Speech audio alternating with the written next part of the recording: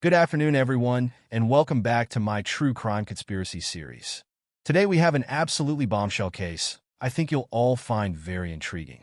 As the title suggests, we're taking a deep dive into new evidence that's emerged suggesting Princess Diana's tragic death in 1997 may not have been an accident after all.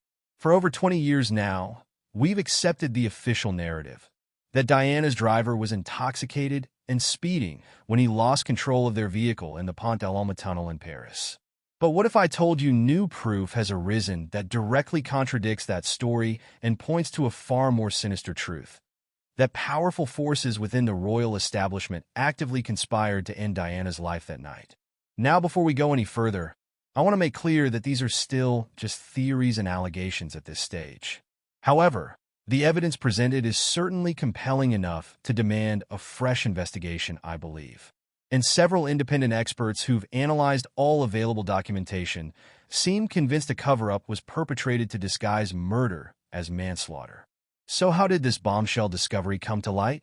According to reports, Prince Harry has spent the last few years privately looking into what really happened to his mother on that fateful night in August of 1997. His concerns over inconsistencies in the official narrative prompted this covert investigation with a team of forensic specialists.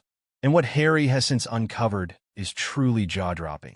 Through reanalyzing raw accident scene data using modern technology like 3D simulation modeling, Harry's team believes they've proven Diana's driver Maurice was not at fault and could not have reasonably escaped the tunnel alive even if 100% sober. Quite simply, the crash angles and debris patterns don't add up with the drunk driving theory whatsoever. Somewhere along the line, crucial forensic evidence was manipulated or ignored to arrive at the predetermined manslaughter verdict. This altered evidence includes the claim Diana's protective security detail had been strangely withdrawn only days before the accident. Coincidence? I think not. Harry's investigators now assert with near certainty that Diana's Mercedes was deliberately tampered with by infiltrating paparazzi or royal operatives to lose control at high speeds right as the tunnel came into view, ensuring the outcome would be fatal. Need more suspicious coincidences? Well, Diana at the time was embroiled in a bitter custody battle with Charles over Princes William and Harry, while also romantically linked to Egyptian film producer Dodi Al-Fayed, who also perished in the crash. Both men were seen as unsuitable companions that could disrupt Charles's coronation plans as the new King of England. And Diana herself had confided to friends of her intentions to withdraw permanently from public life with Dodi in America, removing her influence over the throne's future. Suddenly, the motive for royal elimination becomes crystal clear.